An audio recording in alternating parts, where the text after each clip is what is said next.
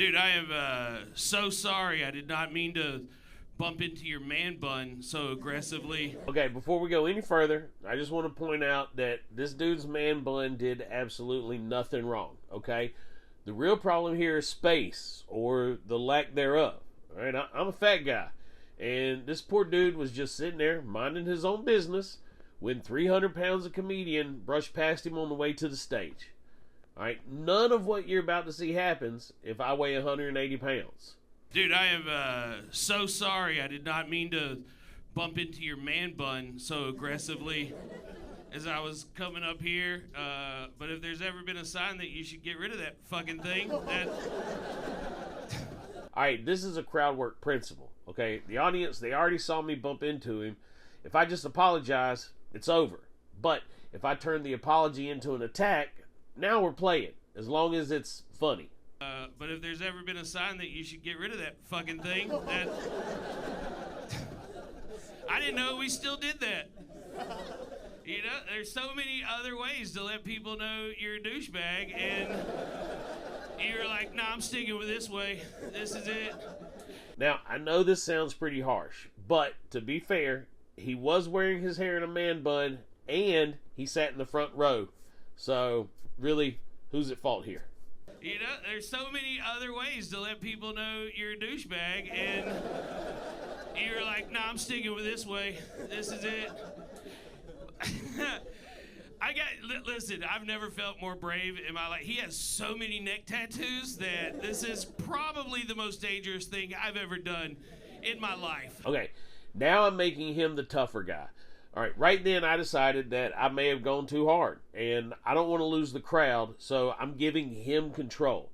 And I'm still holding the mic, but the crowd now knows that I think this guy might actually kick my ass, so he's in power again. Listen, I've never felt more brave in my life. He has so many neck tattoos that this is probably the most dangerous thing I've ever done in my life.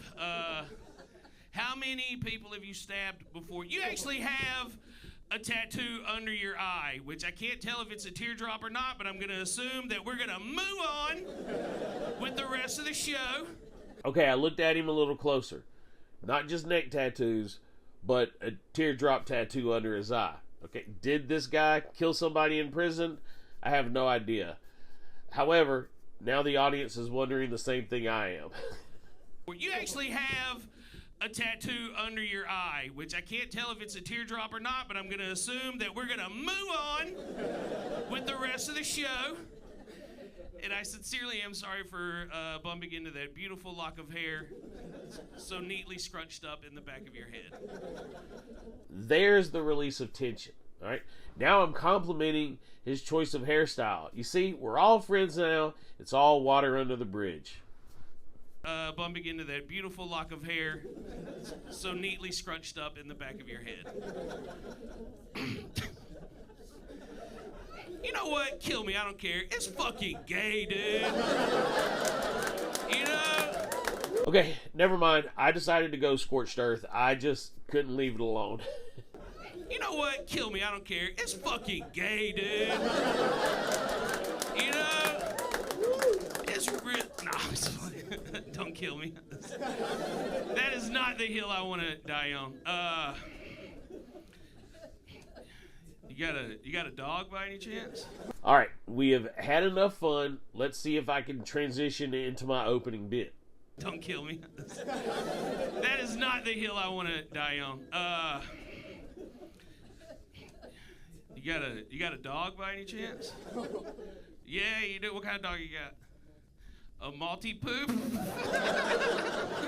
Jeez, I could not have asked for a better answer. I mean, after everything I just said to this dude, the fact that he answered the question at all means that he's still willing to play along.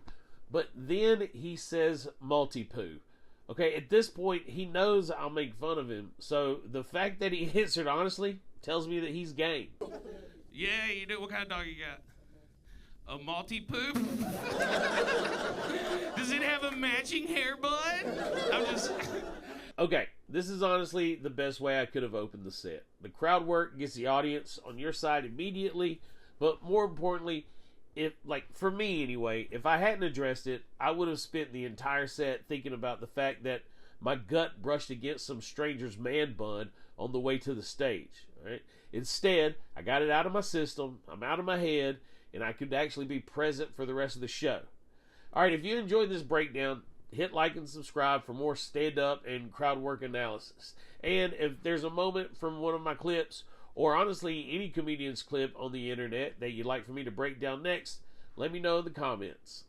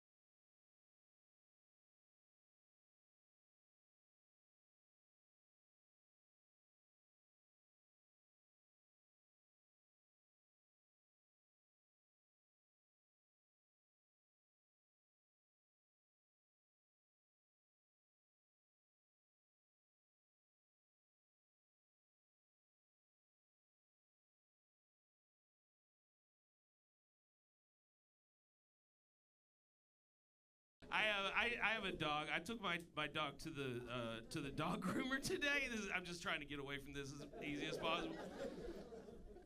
So I took my dog to get his hair cut, and while we were there, the groomer said, "Hey, while you're here, do you want us to express his anal gland?" And I said, "I think you should explain what that is." And she was like, "Well, there's this gland in his anus." And I was like, "You can stop right there. That's." And she goes, "No. It gets fluid built up, and if you don't get the fluid out of it, it'll stink really bad and get infected." And I was like, "First of all, this is a dog and not a skunk, right? I don't know what this is you're talking about." But also, what you're describing is something that I think a vet should do, and not a doggy barbershop. I think, like, I love my barber. Okay? And if I went in there,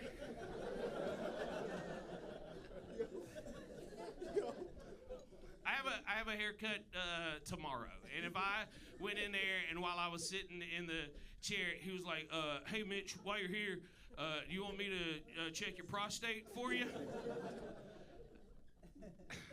I'd be like, "Well, nah, dude, just give me a haircut and jerk me off like you do every week."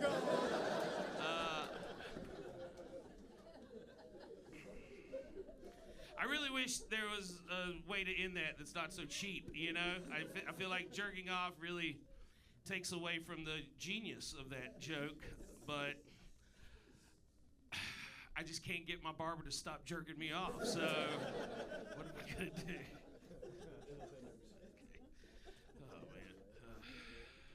Dude, have you ever had a threesome before? Yeah? Oh, man, that's fucking cool. I had a threesome one time. 2 chicks, 1 dude. That's a type of threesome, not the type I had. Yeah. 2 dudes and 1 lady. Yeah, the old devil's three-way, as they like to call it. Which, honestly, man, I'm surprised that's the one they refer to as the devil's three-way, Like, that's the worst kind of threesome you could have? I feel like there's one that's way worse than that. Just 3 dudes going at it, you know? Right, what was that like? Okay,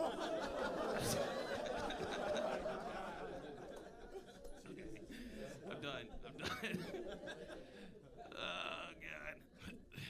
We're actually really good friends. I bring him to every show. I'm kidding. I don't have any friends that gay.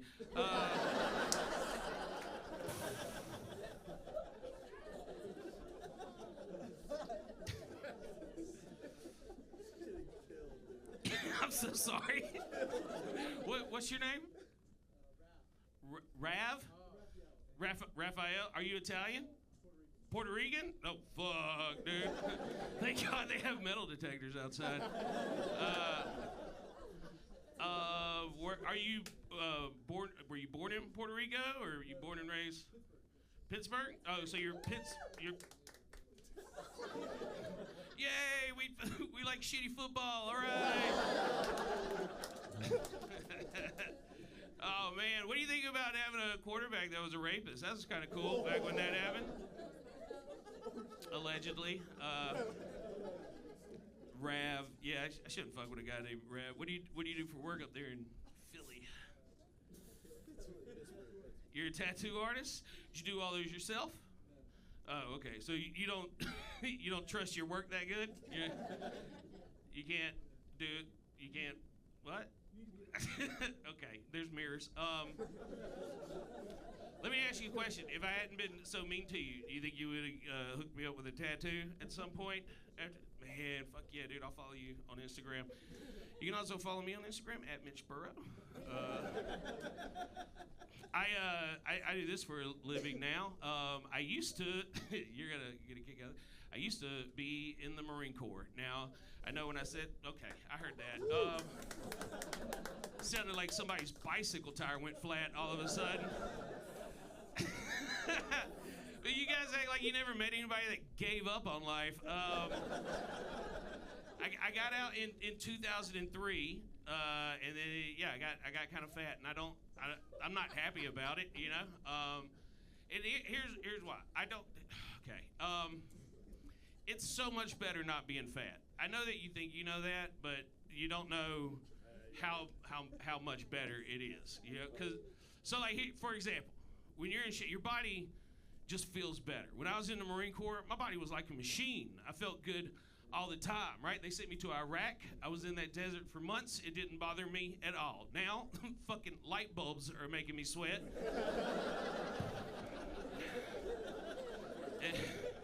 And as I looked up to point at them, I realized those are LED bulbs. So they don't even emit heat. This is just my body being like, whoa, man, you're standing and talking. Take it easy.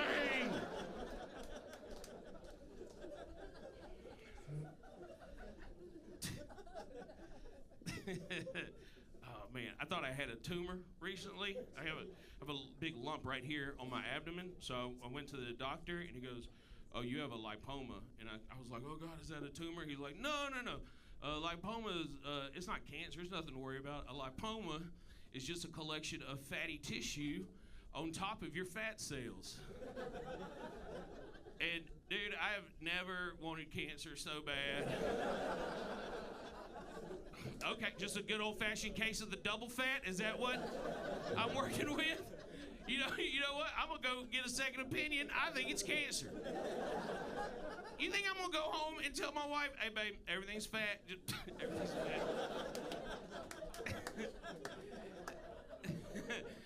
Everything's fine, just fat on fat, nothing to worry about, right?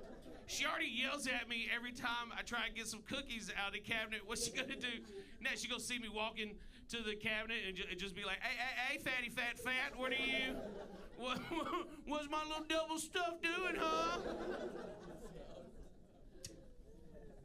Let me tell her I'm dying. Right, at least then she'll be nice to me for a couple days. We might start fucking again. It'll be good. I miss fucking my wife. She fucks really good, as far as I can remember. Honestly, though, in my wife's defense, it's not that she does it want to have sex. Honestly, it's me. I'm exhausted, you know. Now, my wife, actually, she tries more often than I do, right? Like, we'll be laying in bed, like 3 or 4 nights a week. She'll reach over, try and grab my dick. I'll be halfway through putting my CPAP mask on. I just have to knock her hand away and be like, not tonight.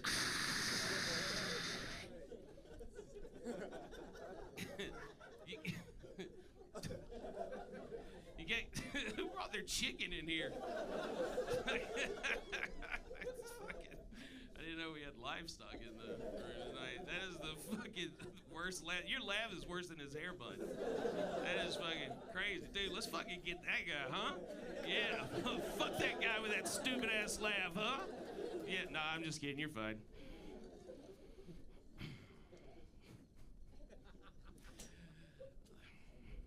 Oh, let me ask you this question. How come every time I meet somebody that has an autistic child, they'll be like, hey, I wanted to introduce you to my son Jeffrey. He's autistic, and then these are his 2 younger siblings. And it's like, oh, okay. Was he autistic, or did you just realize how not to make the other 2 fucking weird? Is that what happened? Okay. I just don't think that autism's real. Okay, here's the thing. I know. Like, I think like the real ones, like the ones that like bang their heads on the wall and stuff, I think that's obviously legit. But just because your kid don't make eye contact when he talks to people, don't mean he has a fucking disorder, okay? It just means he's gonna grow up and he's gonna like trains a lot or something, you know? Like, I just feel like parents don't want to take accountability for like having weird kids, you know, like, so you fucked up a little bit with the first one, but you got the second 2, you know, they don't walk around looking at the ground all the time, and this is gonna be so good when I figure it out. I know this, and I'm like focused on it so hard, mainly because I'm pretty sure I have autism, and here's how I found out. I was shopping in Walmart the other day. It was like, I dropped my daughter off at school. It's 9 o'clock in the morning. I'm walking around Walmart, and I'm having the best fucking time. And I hate shopping. My wife asked me to go to the grocery store. I don't want to fucking do it. I don't want to go to any store where there's a lot of people. But this day was the fucking best. And as I was walking out, after I checked out, I saw a sign that said 8 a.m. to 10 a.m. Sensory sensitive hours for retards, or what, I forget like how for like special people or whatever.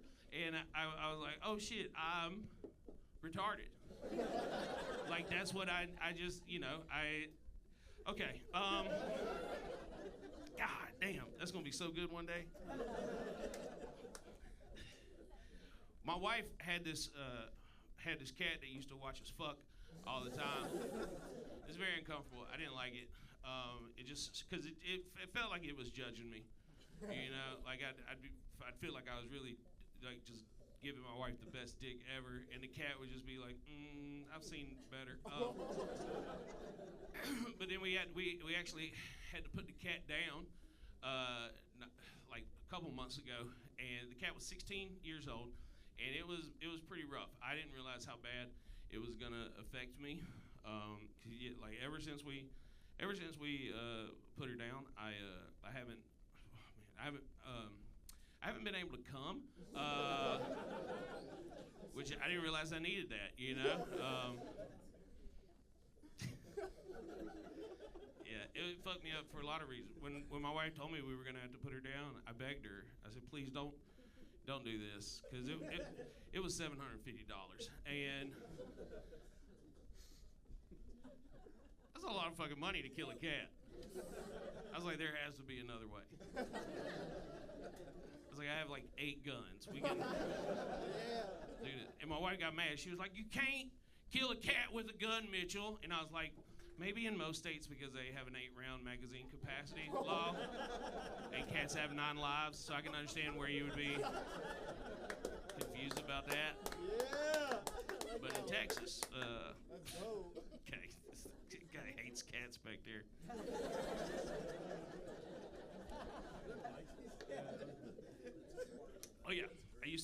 be in the Marine Corps. Loved it. While I was in, I was stationed in Okinawa, Japan for 3 years. While I was there, fucked a lot of Asian chicks. Wasn't a fetish or anything, just kind of what was available at the time.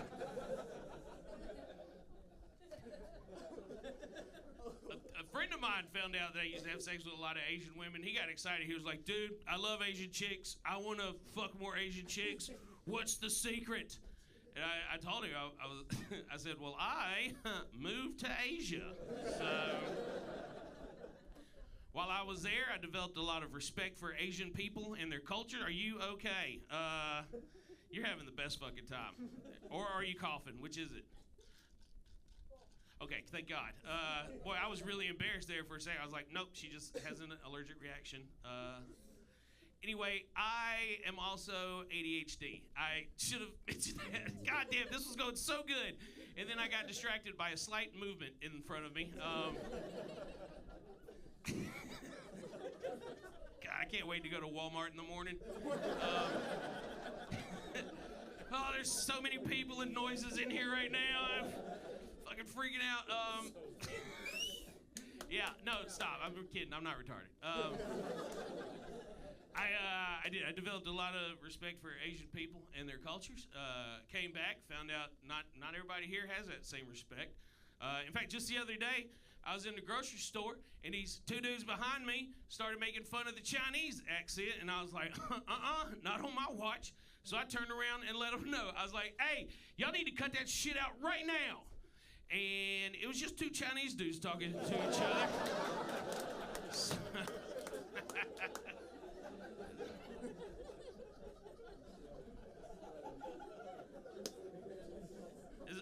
Is he in here yet?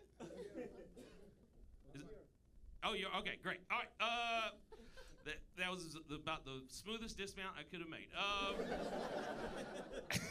I'm just really excited to bring up your next comedian. You guys have been fucking amazing. Thank you so much. Yeah. Wow. Appreciate that. But yeah, you guys are about to get a lot more excited. I fucking love this guy. He's a fucking beast. You guys know him from the Kill Tony Show. Make some noise for Ari Maddie, everybody!